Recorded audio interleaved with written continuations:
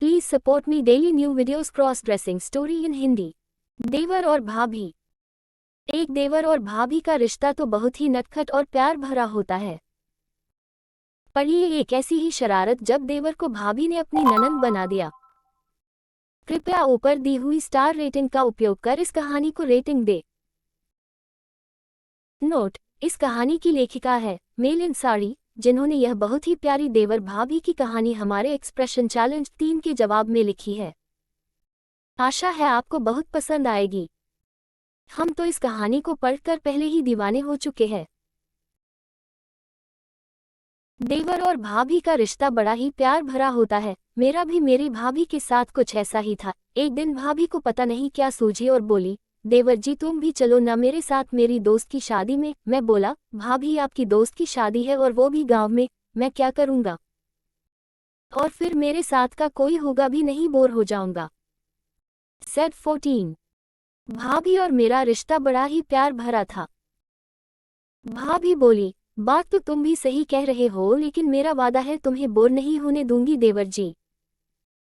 सुनकर मैं बोला, भाभी ऐसा क्या करने वाली हो जो मुझे बोर नहीं होने दोगी, वो भी 3 दिन।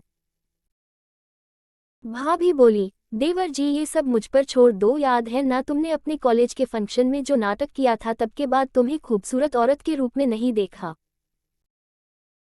मैं शर्म और खुशी के मारे अजीब सी हालात में था। समझ नहीं आ रहा था भाभी से कैसे आंखें मिलाऊं, लेकिन साथ ही एक अलग एहसास दिल में हिलोरे मारने लगा था। सेट 15। भाभी की बात सुनकर समझ नहीं आया कि कैसे आंखें मिलाऊं उनसे। आज भी याद था वो दिन जब कॉलेज में मुझे मेरी लड़कियों जैसी कदकाठी और रूप रंग के कारण लड़की का रोल निभाना था, और उस दिन से पहले मैंने कभी सोचा तक नहीं था लड़कियों के कपड़े पहनने के बारे में। रिहर्सल तो लड़कों वाले कपड़ों में ही हुई, लेकिन फाइनल रिहर्सल के दिन डायरेक्टर साहब ने सबको अपने गेटअप में आने के लिए बोल दिया।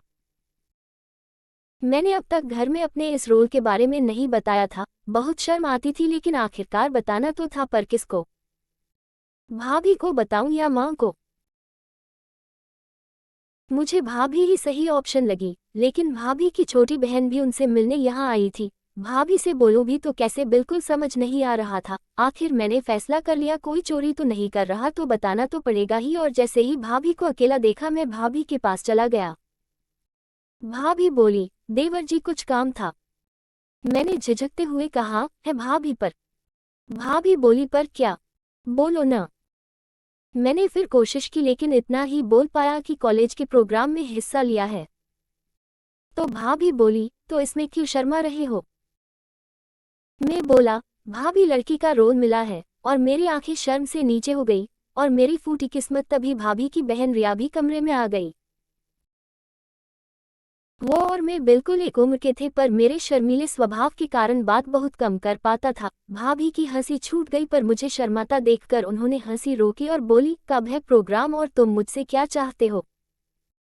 अब इन बातों में भाभी की बहन रिया भी शामिल हो गई थी। सेट 11। उस दिन कॉलेज के बाद भाभी के सामने मुझे शर्म तो आ रही थी सच्चाई बताने में। मैं भाभी से बोला, भाभी 3 दिन बाद है, पर कल मुझे ड्रेस में फाइनल रिहर्सल करनी है और मेरे पास लड़कियों के कपड़े नहीं हैं। भाभी और रिया दोनों जोर से हंसने लगे और भाभी बोली, तो मेरे कपड़े ले जाना। फिर रिया भी और हंसने लगी। मैं बोला, भाभी मैं आपको अपनी प्रॉब्लम बांट रहा हूँ और आप दोनों मजाक बना रहे हो।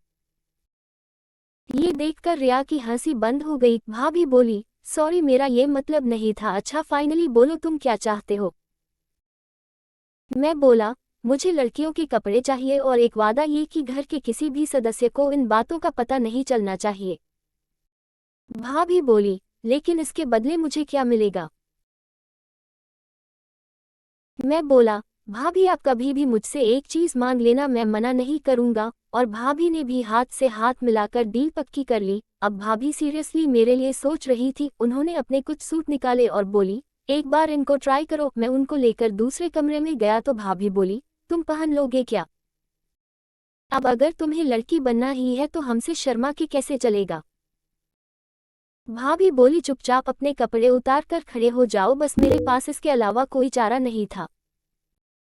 मैं बस एक बेजान पुतले की तरह खड़ा हो गया जो बस शर्मा रहा था। भाभी ने रिया से कहा, रिया तू क्या खड़ी है, तू भी हेल्प कर मेरी। और अब रिया भी इसमें शामिल हो गई।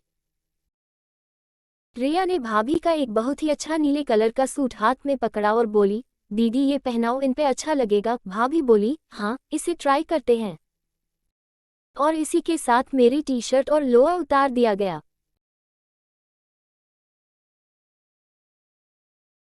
रिया बोली, आपको अंदर शर्ट भी निकालनी पड़ेगी। और फिर बस मैं उन दो औरतों के सामने केवल कच्चे में खड़ा था बस। और मेरी हालत मुझसे ज्यादा कोई नहीं समझ सकता। तभी रिया भाभी के कान में कुछ फुसफुसाए और भाभी हंसने लगी। मुझे लगा अब कुछ नया ड्रामा होगा। इतने में भाभी बोली, देवर जी तुम्हारी शर्म गायब करने का इलाज है मेरे पास। और रिया को इशारा किया और रिया ने अलमारी से कुछ निकाल के बैग पर रख दिया। ये एक लेस वाली ब्लैक ब्रा और पैंटी का सेट था जो भाभी शायद अपने लिए लाई थी, लेकिन अपने देवर पर इस्तेमाल कर रही थी। अब मेरी हालत अब ऐसी हो गई थी कि लगता था ये जमीन फट जाए और मैं उसमें समा जाऊं बस।